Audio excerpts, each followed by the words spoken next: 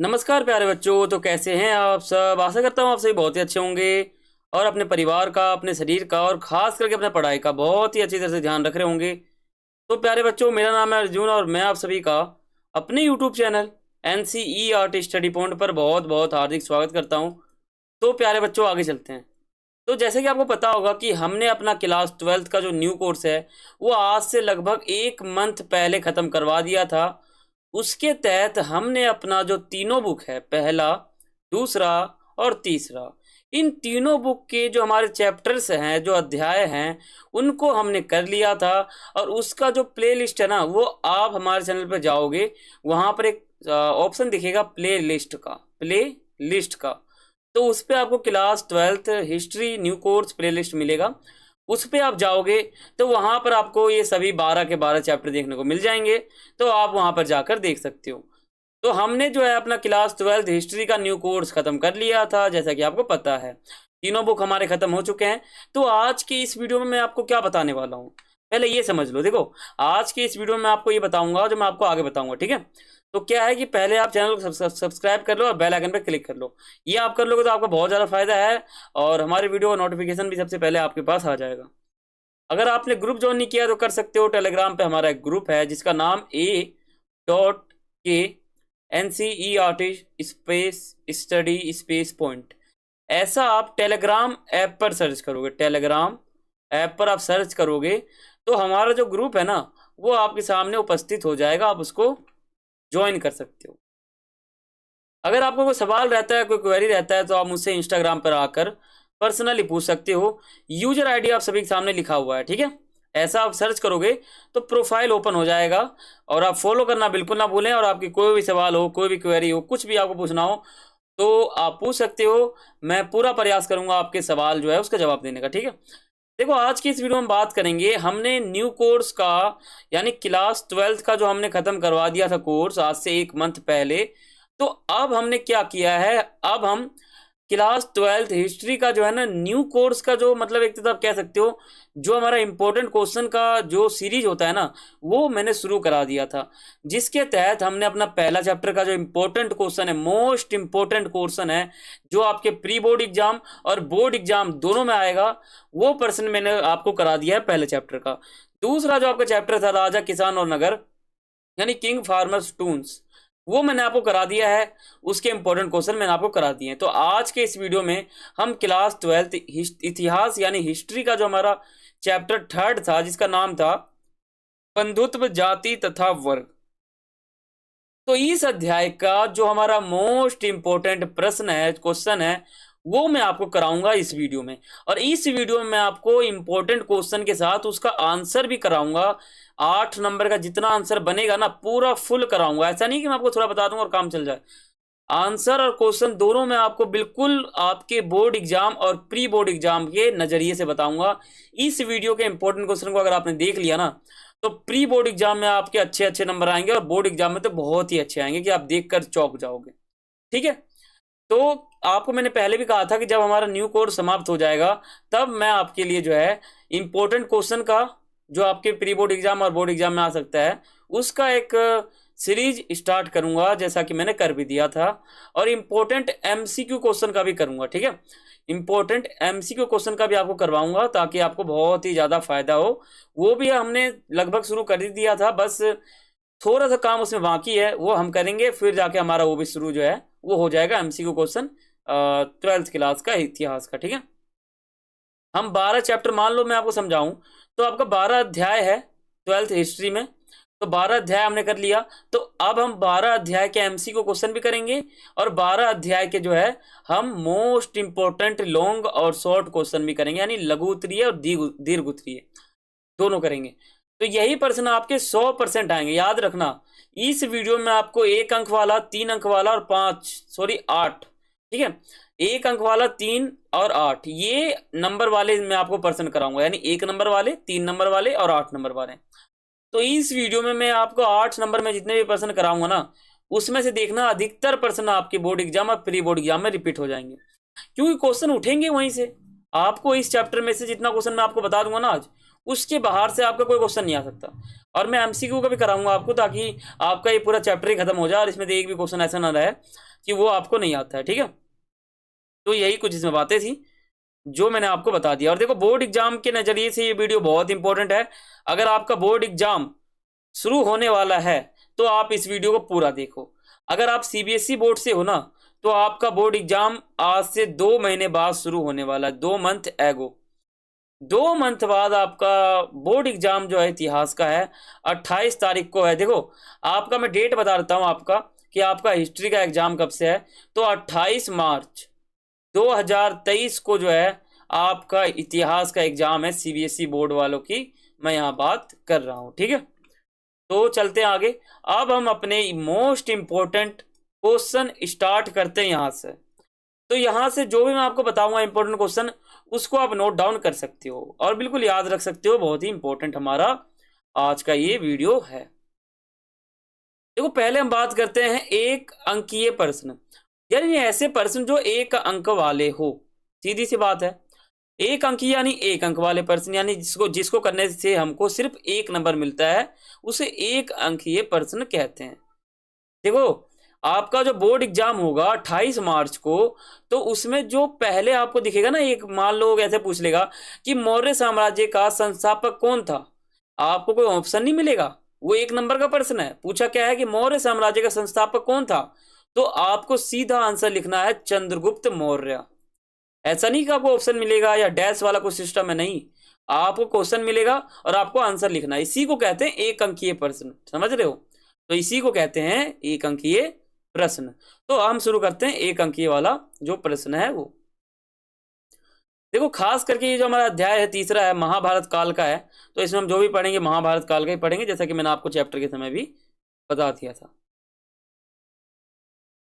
देखो, हमारा जो पहला प्रश्न है आपके सामने वो है कि महाभारत की कथा वस्तु का संबंध किससे है।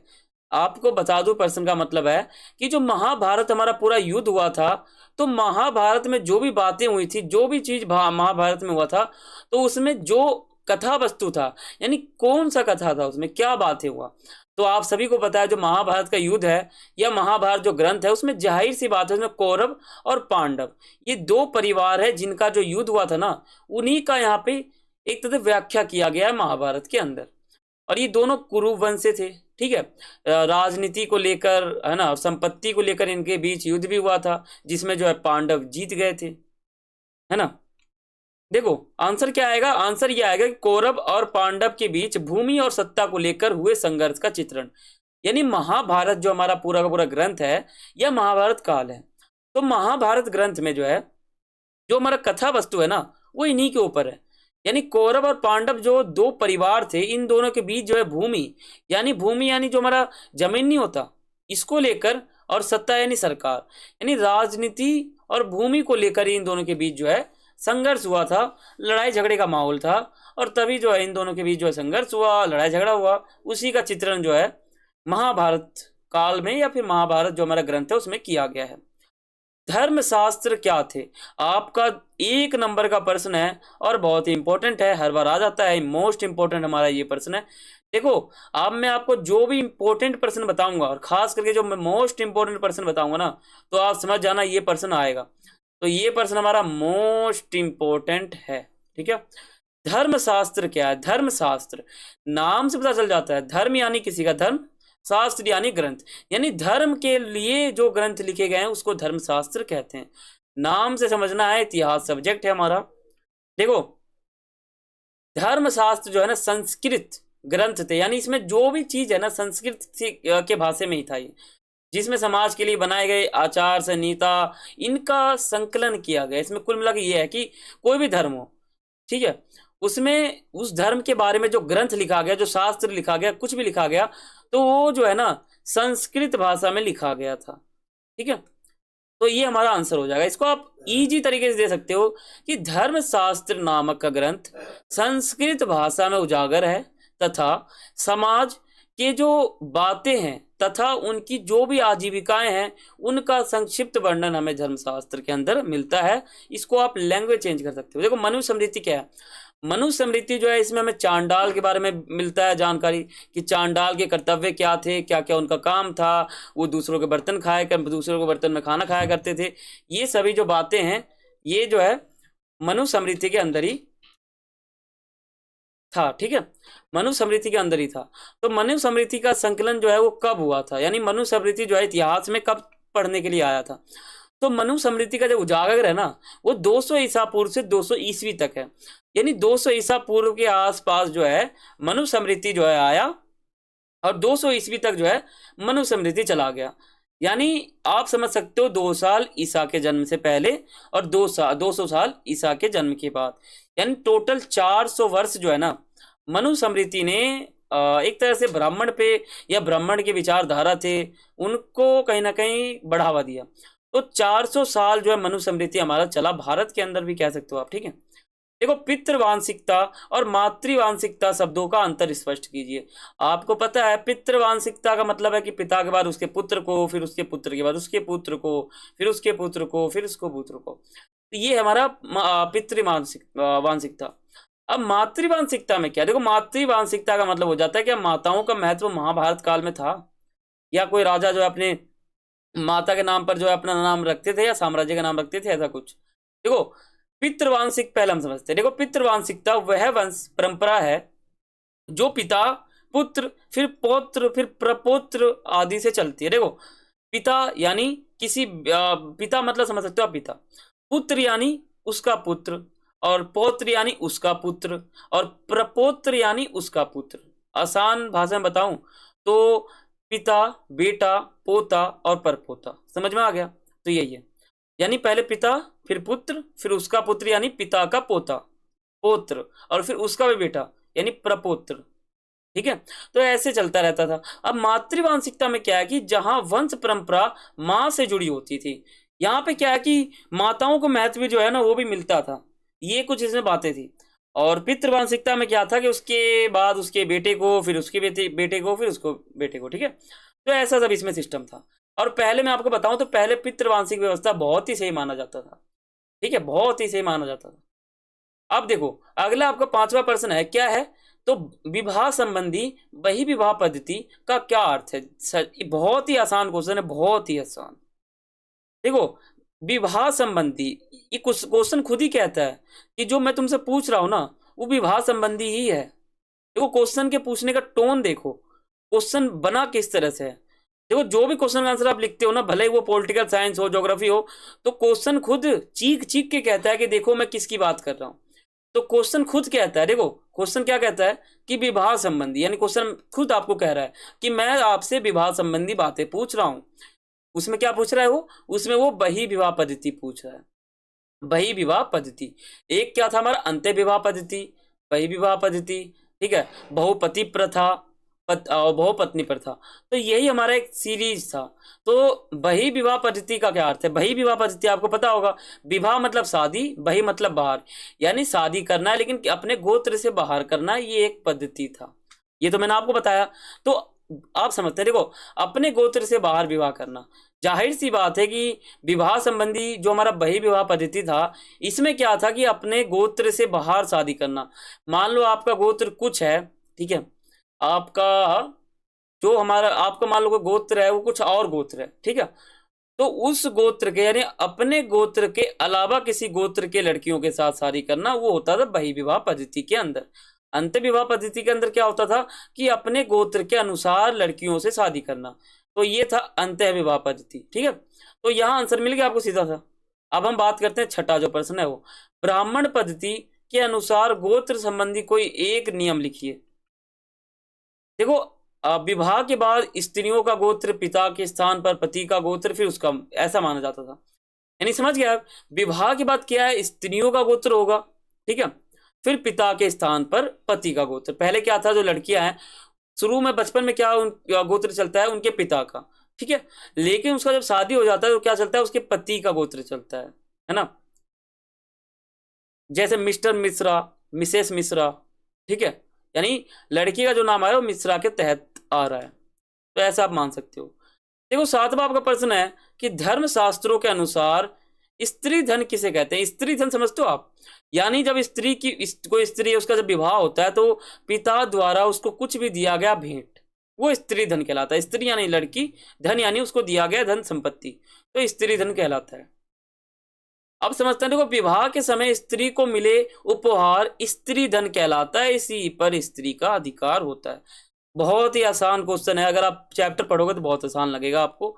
चैप्टर देखो, क्वेश्चन कितना अच्छा है। धर्म शास्त्रों के अनुसार, यानी धर्म के जितने भी शास्त्र हैं उनके अनुसार जो स्त्री धन है वो क्या है?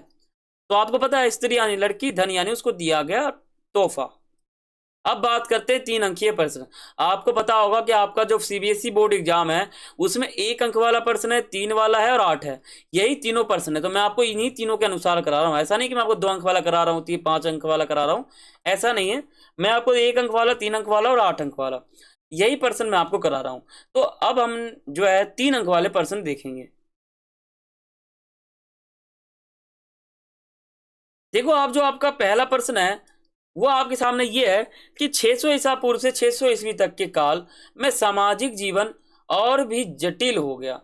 इस चुनौती की प्रतिक्रिया में ब्राह्मण ने क्या किया? देखो, ये जो क्वेश्चन है ना, आपकी कुछ कुछ मैंने लिए हैं सपोर्ट मटेरियल से जो आपके इंपॉर्टेंट है, और कुछ कुछ मैंने एनसीईआरटी बुक से लिए हैं जो मैं आपको भी पता होगा, तो इंपॉर्टेंट है, तो इसको हम समझते हैं। देखो, ब्राह्मण लोगों ने इस चुनौती के जवाब में उपचार संहिता बनाई, जिसका पालन जो है ब्राह्मण को विशेष रूप से और बाकी समाज को भी उसका अनुसरण करना होता था। लगभग 500 ईसा पूर्व से इन मानदंडों का संकलन धर्मशास्त्र और धर्मसूत्र नामक संस्कृत ग्रंथों ने किया। इससे ही हमें सब महत्वपूर्ण जो है, इसमें सबसे महत्वपूर्ण मनुस्मृति को माना जाता है। ठीक है, तो यही था हमारा कुछ कुछ। इसमें क्या इसमें बताया गया कि 600 ईसा पूर्व से 600 ईस्वी के काल में कुछ कुछ सामाजिक जीवन कैसा मतलब जटिल हो गया, इसके बारे में बताया गया है पूरा का पूरा। अब हम बात करते हैं दूसरा प्रश्न। दूसरा क्या है? दूसरा है कि किस प्रकार महाभारत का समालोचनात्मक संस्करण एक अत्यंत महत्वाकांक्षी परियोजना बनाई गई मानी गई, स्पष्ट कीजिए। इसमें यह पूछा जा रहा है कि महाभारत का समालोचनात्मक संस्करण तैयार हुआ था, वो एक महत्वाकांक्षी नामक परियोजना के तहत हुआ था। ये क्या था, क्या माना गया है, स्पष्ट करो। तो आप सभी को पता है 1919 में महत्वाकांक्षी परियोजना की शुरुआत हो जाती है। वी.एस. सुथांकर, ठीक है, वी.एस. सुथांकर एक बहुत बड़े संस्कृत के विद्वान होते हैं। उनके तहत ही जो है महाभारत का समालोचनात्मक संस्करण तैयार किया जाता है। बहुत समय लग जाता है और ये हो जाता है, लगभग 47 वर्ष लग जाते हैं। देखो, वी.एस. सुथांकर के नेतृत्व में 1919 में महाभारत का समालोचनात्मक संस्करण तैयार किया गया। यह एक महत्वाकांक्षी परियोजना मानी गई क्योंकि इस परियोजना को पूरा होने में कम से कम 47 वर्ष का समय लग गया। देश के अलग अलग भागों में जो है विभिन्न लिपियों में लिखे गए पांडुलिपियों को एकत्र किया गया और श्लोकों के साथ उनका मतलब मिश्रण किया गया, चयन किया गया। ठीक है, तो यही कुछ हमारा था समालोचनात्मक। 1919 में स्टार्ट हुआ था, चलता गया, 47 वर्ष लग गए, कंप्लीट हो गया। देखो देखो, ब्राह्मणीय पद्धति में स्त्रियों का गोत्र कैसे निर्धारित किया जाता था? जो ब्राह्मण पद्धति था उसमें जो गोत्र है स्त्रियों का, वो कैसे निर्धारित होता था? देखो, गोत्र के 2 नियम थे। विवाह के बाद स्त्री का गोत्र पिता की जगह और माना जाता था। ठीक है, एक ही गोत्र के सदस्य आपस में विवाह नहीं कर सकते थे, संबंध नहीं रख सकते थे। यही जो है ब्राह्मण लोग मानते थे, लेकिन इसका विरोध भी होता था कहीं ना कहीं। आगे समझते हैं। देखो, आरंभिक समाज के नए नगरों के उदय, देखो शुरू में नए नगरों का उदय हो जाता है, बहुत से नगर के उदय हो जाते हैं इसी समय। तो सामाजिक जीवन पे किस तरह जटिल कर देता है ये?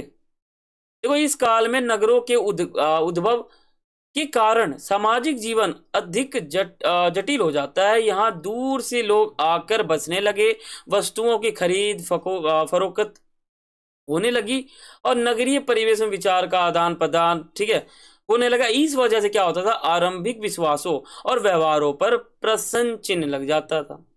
ठीक है, हर जगह यही माहौल होता था उस समय, यही कुछ माहौल था। महाभारत काल का है पूरा का पूरा। देखो, अब अगला प्रश्न क्या है? अगला है सामाजिक इतिहास के पुनर्निर्माण में आदर्श मूलक संस्कृत ग्रंथों की क्या भूमिका है, स्पष्ट करो।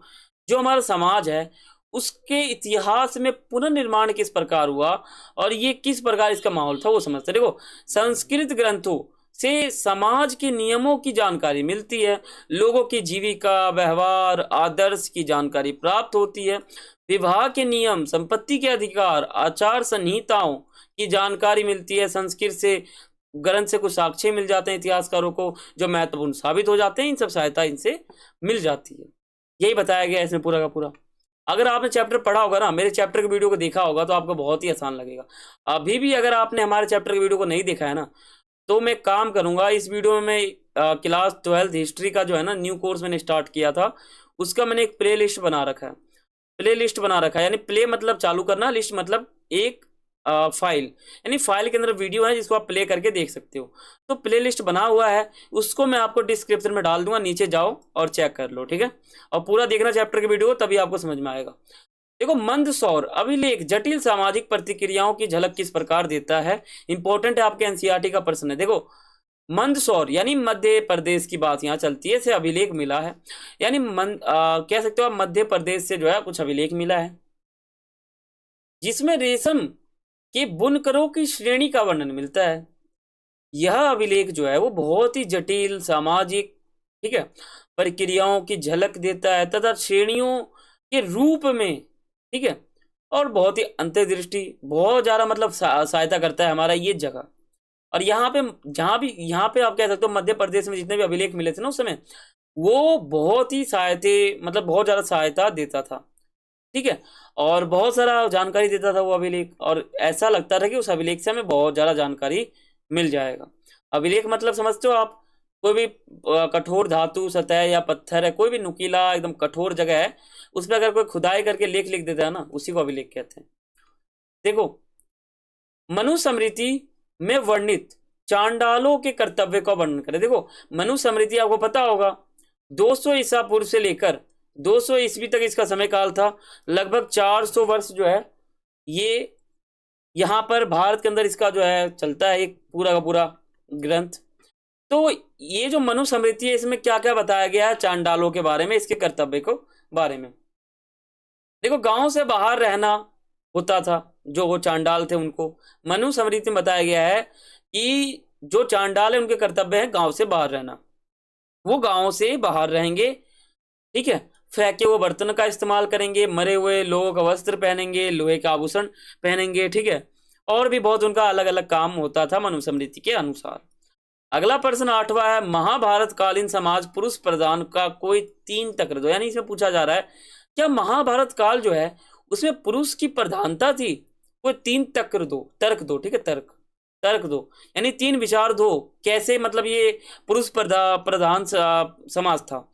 देखो, समाज में पितृवांशिकता थी, इसलिए जो है पुरुष प्रधान समाज जो है माना जाता था।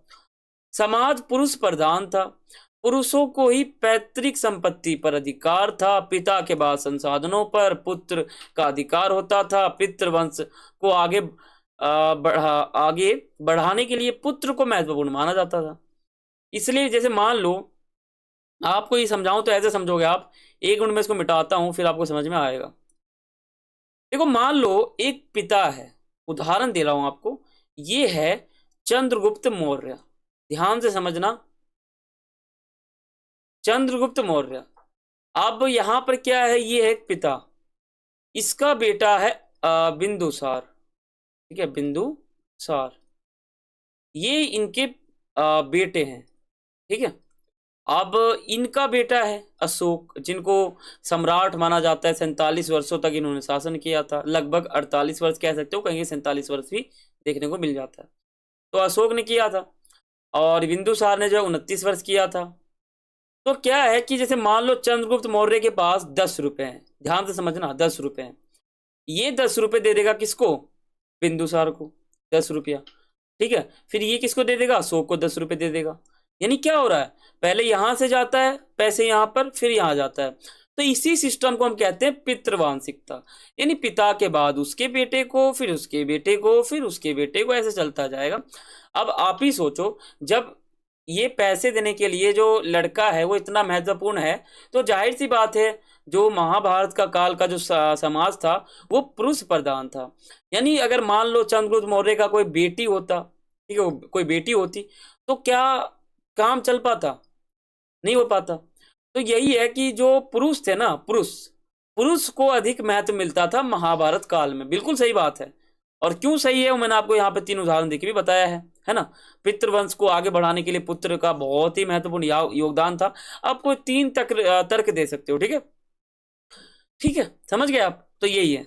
अब हम बात करते हैं अपना अगला प्रश्न। प्रश्न का नाम है, क्या है प्रश्न? है महाभारत के बारे में प्रख्यात इतिहासकार मैरिस विंटर नीट्स की राय क्या थी। इसमें पूछा गया कि महाभारत के बारे में जो हमारे बहुत ही बड़े प्रसिद्ध इतिहासकार थे मैरिस विंटर नीट्स, इनकी क्या राय थी। तो इनकी राय क्या थी? इनके अनुसार क्या था? महाभारत संपूर्ण साहित्य का प्रतिनिधित्व करता है। दुनिया का जितना भी साहित्य था उसका मूल जो है ना महाभारत था। यह ग्रंथ भारतीयों की आत्मा, उनकी गहराई, उनके अंतर्दृष्टि, इनके समाज के नियमों के बारे में और राजनीतिक, आर्थिक, सामाजिक पक्ष चर्चाएं, बल्कि इनकी सब की कर्तव्य, नैतिकता, सब का वर्णन जो है हमें महाभारत में मिलता है। ये कौन कहते हैं? ये एक इतिहासकार मैरिस विंटर विट्स कहते हैं, ठीक है। इनके अनुसार जो है ये माना जाता है। अब आगे समझते हैं आगे क्या है। तो आगे है महाभारत के मूल व प्रचलित लेखक कौन थे, व्याख्या कीजिए। देखो महाभारत के जो मूल प्रचलित जो हमारे लेखक थे ना, वो आपको बताना बहुत ही मुश्किल है। महाभारत का जो लेखक है ना कोई एक नहीं है। जैसे मान लो मैं आपको समझाऊं कि महाभारत लिखा गया बहुत ही पहले, फिर क्या हुआ, महाभारत पे धीरे धीरे जो है ना मनुस्मृति ने कब्जा कर लिया, फिर ब्राह्मण ने कब्जा कर लिया, फिर जाके कुछ और भी ग्रंथ थे उन्होंने कब्जा कर लिया था, फिर और ने कर लिया था। ऐसे करते करते महाभारत पे बहुत सारे जो ग्रंथ हैं उन्होंने कब्जा कर लिया था। 200 ईसा पूर्व से आगे, यानी आप कह सकते हो 600 ईसा पूर्व से 600 ईस्वी तक जो है ना बहुत से ब्राह्मण ने, बहुत से ग्रंथों ने, शास्त्र ने जो महाभारत ग्रंथ है ना उसके साथ समझौता कर लिया। यानी कहीं ना कहीं उनका जो लिखा गया कुछ भी था ना, जो 600 ईसा पूर्व से 600 ईस्वी में लिखा गया था, जो भी ब्राह्मण थे, जो भी शास्त्र थे, तो उन्होंने क्या किया, महाभारत ग्रंथ के ऊपर कुछ ना कुछ चेंजिंग किया उन्होंने। मान लो महाभारत पूरा पुस्तक है, इसमें कुछ कुछ लिखा गया है, तो ये मान लो मनुस्मृति आएंगे कुछ चेंज करेंगे, फिर वो आएंगे कुछ चेंज करेंगे, फिर वो आएंगे फिर चेंज होगा, फिर वो आएंगे फिर चेंज होगा, फिर वो आएंगे फिर चेंज होगा। ऐसे करते करते 600 यहाँ और 600 वहाँ, 1200 साल तक जो है सभी ने महाभारत में कुछ कुछ चेंज किया, कुछ कुछ बदला, कुछ कुछ किया। फिर वहीं जाकर 1919 में महत्वाकांक्षी परियोजना चल जाती है ना। ये तो आधुनिक जमाना है 1919। इस समय जो है और चेंजिंग हो जाता है, महाभारत का समालोचनात्मक हो जाता है, संस्करण तैयार हो जाता है। तो आप कह सकते हो इसका मूल रचयिता कोई एक व्यक्ति नहीं था, ठीक है। 1000 से भी ऊपर वर्षों तक इसको समझा गया, लिखा गया, बहुत समय लगा इसको। 1 लाख से भी बहुत ज्यादा श्लोक है, 1,03,000 के करीब इसमें श्लोक है अगर आप किसी लेखक के बुक को पढ़ोगे तो। और एनसीईआरटी में 1 लाख बता रखा है, तो आप एनसीईआरटी को ही सही मान सकते हो, मेरी तो यही राय है। देखो महाभारत की मूल कथा के रचयिता भाट सारथी को माना जाता है। जो क्या है ना, भाट सारथी एक रथ पे बैठ के आते थे और पूरा देखते थे और पूरा विवरण जो है लिखा करते थे महाभारत में, जिन्हें सूत भी कहा जाता है। यह क्षत्रिय योद्धाओं के साथ युद्ध क्षेत्र पे जाते थे, उनकी विजय उपलब्धियां के बारे में कविताएं लिखते थे और सभी मौखिक रूप से बात करते थे और इनकी यहाँ बात चलती थी। बच्चों वीडियो स्किप मत करना। अब मैं आपको 8 अंकीय प्रश्न बताऊंगा। अगर आपने इस 8 अंकीय वाले प्रश्न को देख लिया ना, तो बहुत सारे क्वेश्चन रिपीट हो जाएंगे इसमें, तो बहुत सारे, ठीक है। क्योंकि आपको पता है सीबीएसई बोर्ड वालों, आपको तो ये पता ही होगा कि आपके पेपर में इतिहास का जो है 8 नंबर का 3 प्रश्न आता है, यानी 8 या 24 नंबर का प्रश्न आता है आपके सीबीएसई बोर्ड एग्जाम में। अब जाहिर सी बात है 24 नंबर का क्वेश्चन है और आप वीडियो ना देखो तो आपका नुकसान बहुत ज्यादा है। 8 अंक का प्रश्न है, आप सोच लो, सोच रहे हो 8 अंक वाला प्रश्न है, आम बात नहीं है। देखो 8 अंक के प्रश्न शुरू हो रहा है, वीडियो स्किप मत करना, वीडियो के एंड तक बने रहना, आपसे तो ये गुजारिश है और बाकी आगे आपकी मर्जी है। देखो आगे हमारा पहला प्रश्न है, महाभारत काल में स्त्रियों तथा पुरुषों के संदर्भ में संपत्ति के अधिकार से क्या अभिप्राय है, स्पष्ट करो, संक्षिप्त में वर्णन लिखो, व्याख्या करो, तर्क दो। इस प्रकार से 8 नंबर का प्रश्न पूछा जाता है। देखो कोई भी दुनिया का प्रश्न हो, जितना नंबर उस प्रश्न पे मिलता है ना, जैसे उदाहरण दूं, उदाहरण के माध्यम से समझोगे आप। देखो ये प्रश्न है, ये पहला प्रश्न है हमारा, ठीक है ना, ये दूसरा मान लो हमारा प्रश्न है, ये हमारा है दूसरा प्रश्न, ये दूसरा प्रश्न है, और ये मान लो हमारा तीसरा प्रश्न है, ये हमारा है तीसरा प्रश्न। अब जो पहला प्रश्न है ना, यहाँ पे मैं कलर चेंज करता हूँ ताकि आप समझ में आएगा आपको। देखो जो हमारा पहला प्रश्न है ना, जो हमारा पहला प्रश्न है वो कितने नंबर का है, तो आप ये मान सकते हो कि वो 1 नंबर का है। तो प्रश्न जितने नंबर का होगा ना, उसका कहने का जो टोन है ना, जो कहने का जो तरीका है, वो भी कहीं ना कहीं हद तक जो है चेंज रहेगा। देखो ये मान लो 1 नंबर का प्रश्न है, ये 1 नंबर का है, ये 3 नंबर का है, ये 8 नंबर का है। अब जाहिर सी बात है, जैसा नंबर मिलेगा उस प्रश्न के ऊपर, तो वैसा जो है टोन रहेगा उसका।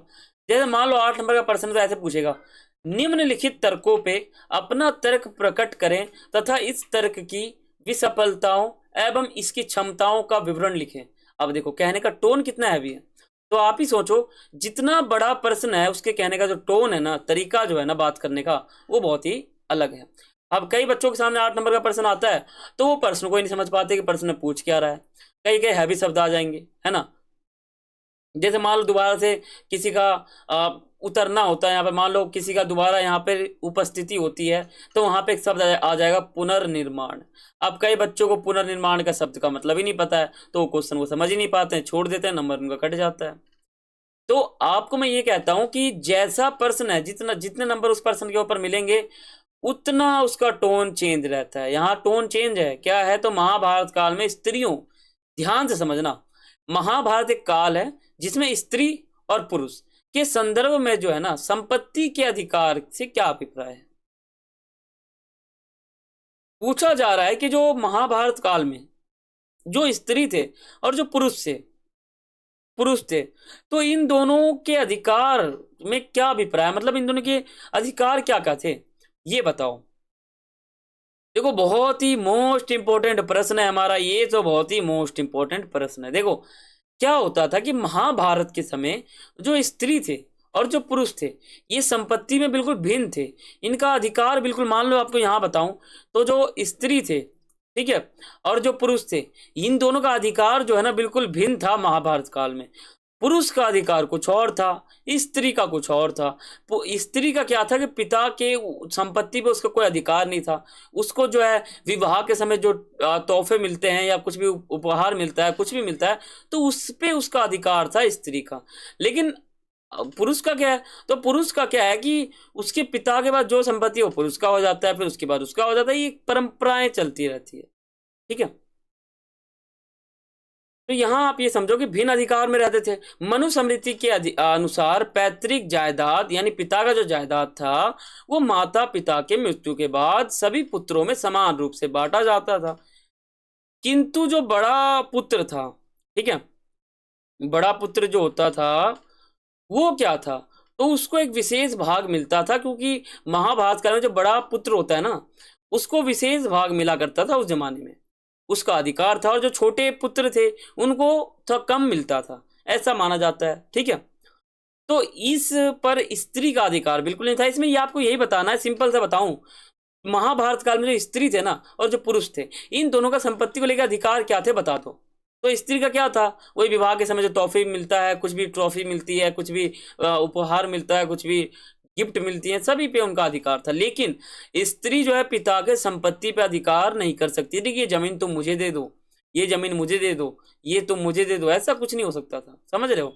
तो यही आपको अंतर बताना है। बहुत ही आसान क्वेश्चन है। आप इसको, अगर मैं आपको बताऊं ना, तो इस प्रश्न के ऊपर आप कम से कम 3000 शब्द लिख सकते हो, मैं आपको बताऊं तो, ठीक है। 8 नंबर का प्रश्न है, तो 500-500 शब्द लिखोगे या 250-250 लिखोगे तब भी काम चल जाएगा आपका, ठीक है। अब बात करते हैं, देखो क्या संभव है कि महाभारत का रचयिता कोई एक व्यक्ति था, आप बताओ, तर्क दो अपना। और इसको गतिशील ग्रंथ क्यों कहा जाता है। यहाँ पे 2 प्रश्न पूछे जा रहे हैं। पहला पूछा जा रहा है कि महाभारत का रचयिता कोई एक व्यक्ति था, या और एक पूछा जा रहा है कि महाभारत को एक गतिशील ग्रंथ क्यों कहा जाता है। आपका एक इस चैप्टर का लास्ट टॉपिक है, ब्लू कलर में होगा वो, ब्लू कलर में, तो वहां पे दिया गया है गतिशील ग्रंथ, यानी महाभारत एक गतिशील ग्रंथ है। क्यों है आप सभी को पता है, बहुत ही आसान क्वेश्चन है हमारा। देखो, नहीं, यह संभव नहीं है कि महाभारत के का एक कोई एक रचयिता था, क्योंकि यह लगभग 1000 वर्षों तक लिखा गया लगभग। महाभारत का जो मूल कथा के रचयिता थे उनको भाट सारथी को माना जाता है, लेकिन इसके बाद जो ब्राह्मणों ने अधिकार कर लिया, मनुस्मृति ने अधिकार कर लिया, है ना, तो यही हमारा। अब क्या है कि महाभारत को एक गतिशील ग्रंथ क्यों कहा जाता है, ये प्रश्न है आपका। तो देखो, महाभारत जो हमारा है ग्रंथ, इसको गतिशील ग्रंथ क्यों कहा जाता है। तो महाभारत की जो रचना वो केवल संस्कृत भाषा तक ही सीमित नहीं रही थी, बल्कि इसमें अलग अलग भाषाओं में लिखा गया था हर चीज, ठीक है, अलग अलग भाषाओं में होता था। महाभारत में भिन्न भिन्न कहानियों को समाहित किया गया। इन कहानियों को पत्थरों की मूर्तियों तथा चित्रकला द्वारा प्रस्तुत किया गया। महाभारत की कथाओं को नाटकों, नृत्यों, भिन्न भिन्न अन्य ढंग से प्रस्तुत किया गया। महाभारत की रचना की जो है वो लंबे समय तक होती रही, अलग अलग समय में इसके अलग अलग रचयिता होते गए, इसलिए इसको गतिशील ग्रंथ कहा जाता है। ठीक है, अगला हमारा प्रश्न है, अगला क्या है, उन साक्ष्यों की चर्चा, साक्ष्यों की चर्चा कीजिए जो यह दर्शाते हैं कि बंधुत्व और विवाह संबंधी ब्राह्मणीय नियमों का सर्वत्र अनुसरण करते हैं। यानी कुछ ऐसे साक्ष्य बताओ जिससे ये पता चल जाता है कि बंधुत्व और विवाह संबंधी जो भी ब्राह्मण के नियम थे वो बहुत लोग पालन नहीं करते थे, उसके अनुसरण करते थे। तो आपको पता है कि बहुत सारे जैसे कुषाण वंश के, ठीक है, सातवाहन वंश आप मान सकते हो। देखो, बंधुत्व और विवाह संबंधी जितने भी ब्राह्मण थे ना, इन्होंने नियमों का पालन सब जगह ये नहीं करते थे। जो भी मतलब बंधुत्व के बारे में या विवाह संबंधी जो भी ब्राह्मण द्वारा दिए गए कुछ भी नियम थे, उनका पालन जो है ये लोग नहीं करा करते थे। ठीक है, कुछ समाज में भाई बहन, चचेरे मौसेरों के खून रिश्ता कुछ भी ऐसा माना जाता था। ठीक है, लेकिन ऐसा सभी समाज में नहीं होता था। ब्राह्मणीय नियमों के अनुसरण, ठीक है, अनुसार क्या था कि भाई विवाह को सही माना जाता था, लेकिन जो एक ही गोत्र के आपस में विवाह नहीं कर सकते थे, ऐसा कुछ यहाँ पे माना जाता था। भाई विवाह में विवाह के 8 प्रकार सही हैं। ठीक है, विवाह के टोटल 8 प्रकार हैं, लेकिन उसमें से 4 को सही नहीं माना जाता और 4 को माना जाता है, जो मैंने आपको बताया भी चैप्टर के अंदर। ठीक है, और देखो यहां ध्यान रखना, ये जो हमारा क्वेश्चन है ना, इसको आप नोट कर लो, स्क्रीनशॉट ले लो और अच्छे से रखो अपने गैलरी में और पढ़ो। ठीक है, या इसको आप नोट कर लो, सबसे अच्छा। अगर नोट कर लोगे तो आपको बहुत ज्यादा फायदा होगा, क्योंकि क्वेश्चन ये जो क्वेश्चन मैं आपको बता रहा हूँ ना, ये वाला जो आपके सामने तीसरा क्वेश्चन है, ये very very most important question है, आएगा एग्जाम में 100% आएगा ये। इसको आप नोट कर लो, जो भी क्वेश्चन यहाँ बता रहा हूँ ना, अधिकतर क्वेश्चन मैं कहूँ तो 90% क्वेश्चन आपके बोर्ड एग्जाम में अगर इस चैप्टर से आया तो यही क्वेश्चन आएगा।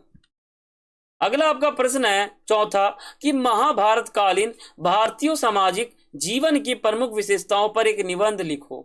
यानी महाभारत कालीन जो भारतीय समाज था उसके विशेषताओं पर एक निबंध लिखो, कि जो महाभारत काल था उसमें भारतीय समाज का जीवन किस प्रकार से था, उसकी विशेषता क्या क्या थी, तो इस पर एक निबंध लिखना है। तो यही इस क्वेश्चन में पूछा गया है। देखो, समाज में वर्ग, जाति, वर्ण और जाति व्यवस्था थी। ठीक है, ब्राह्मण को उच्च स्थान मिला था, शूद्र को सबसे नीचे मिला था।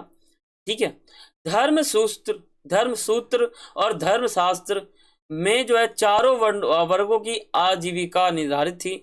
शास्त्रों के अनुसार जो क्षत्रिय थे वही राजा हो सकते थे, लेकिन ऐसे नहीं था। बहुत सारे ऐसे राजा थे जो क्षत्रिय नहीं थे, फिर भी वो राजा थे। क्यों थे? क्योंकि ऐसा रूल ही नहीं है कि क्षत्रिय राजा होंगे। जाहिर सी बात है, उदाहरण आप ले लो, जैसे सातवाहन वंश को आप ले सकते हो, है ना, चंद्रगुप्त मौर्य को ले सकते हो। ठीक है, ऐसा आप ले सकते हो। देखो, ब्राह्मणों ने कहा नए समुदाय को पाया, यानी जो ब्राह्मण थे ना, उन्होंने कुछ कुछ ऐसी बातें कही जो समुदाय से जुड़ी हुई थी। ठीक है, जिन्हें वर्ण व्यवस्था में समाहित करना असंभव था। जैसे मान लो कुछ ऐसी आजीविका थे जिनका इनसे मेल ही नहीं खाता। जैसे मान लो तेल बेचने वाला, उसको हम तेली कह देंगे, है ना, चप्पल काटने वाले को चमड़ा कह देंगे, यानी उनकी आजीविका, उनका जो कार्य है ना, वो इन चारों वर्गों के साथ सेम ही नहीं होता है, मैच ही नहीं खाता है। तो उनको क्या करें हम, उनको किसी और वर्ग में डालना पड़ेगा, है ना। ये है। अब देखो, अगला आपका प्रश्न है कि महाभारत के प्रसिद्ध, भारत के प्रसिद्ध, ठीक है, भारत के प्रसिद्ध महाकाव्य महाभारत की मूल विशेषताओं पर प्रकाश डालिए। ठीक है, यहां क्वेश्चन पूछा गया है कि महाभारत, जो हमारा भारत का एक प्रसिद्ध महाकाव्य है महाभारत, तो उसकी विशेषताओं पर एक प्रकाश डालना है। ठीक है, तो क्या है वो, देखो, महाभारत प्राचीन, यहां ध्यान से देखो, तो यहां देखने को मिलेगा महाभारत का प्राचीन नाम जो है जय संहिता है। यह विश्व का सबसे बड़ा महाकाव्य है। इसमें 1 लाख से भी अधिक श्लोक हैं। इसकी रचना 1000 वर्षों तक होती रही है। ये अलग अलग भाषाओं में लिखा गया था। इसका मूल रचयिता भाट सारथी है, जिसे सूत कहते हैं। महाभारत प्राचीन भारत के इतिहास के बारे में जानकारी देती है। महाभारत से हमें जो है ना उस समय के समाज के नियमों के बारे में, कायदा के बारे में, सब के बारे में मतलब जानकारी मिल जाती है। महाभारत से उस समय के सामाजिक नियम, वर्ण व्यवस्था, आचार संहिता, नैतिक कर्तव्य, मूल्य की जानकारी हमें मिल जाती है। महाभारत में पांडवों और कौरव के बीच जो विवाद था उसके बारे में जानकारी मिल जाती है। प्रारंभ में इसकी मूल कथा जो है वो भाट सारथी द्वारा रची गई, लेकिन बाद में इसमें ब्राह्मण ने अधिकार कर लिया, फिर ऐसे ऐसे चलता गया। तो बच्चों, आशा करता हूं इस वीडियो में बताए गए हर क्वेश्चन को आपने नोट डाउन किया होगा, वीडियो को बिल्कुल ध्यान से देखा होगा।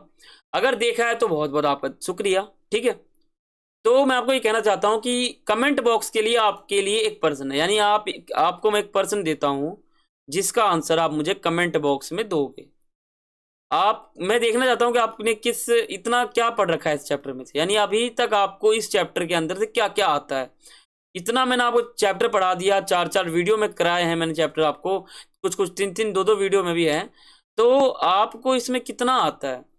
तो मैं आपसे कुछ प्रश्न पूछता हूं जो आपके कमेंट बॉक्स के लिए रहेगा। ठीक है, सोच समझ के जवाब देना। और कैसे जवाब देना है, पहले आपको अपना नाम लिखना है, फिर आप किस क्लास से वो लिखना है। ठीक है, फिर प्रश्न का नाम लिखना है, प्रश्न कौन सा है, किस वीडियो से पूछा गया है, फिर किस चैप्टर से पूछा गया है, और फिर जाके आपको उत्तर लिखना है। समझ गया? पहले अपना नेम लिखना है, फॉर्मेट समझ लो कैसे आंसर दोगे। पहले आपको नेम लिखना है, फिर अपना क्लास लिखना है, फिर जाके चैप्टर का नाम लिखना है, और फिर जाके जो क्वेश्चन पूछा गया उसका आंसर सीधा सा लिख देना। मैं पहचान जाऊंगा कि ये आंसर आपने किसका दिया है। ठीक है, इंपॉर्टेंट क्वेश्चन क्या है कि महाभारत के युद्ध में कौन सा परिवार जीता था। अभी आपको मैंने वीडियो में बताया था, आपने सुना हो ध्यान से, तो जस्ट मैंने आपको ये बताया था कि महाभारत में कौन सा जो परिवार है वो जीता था।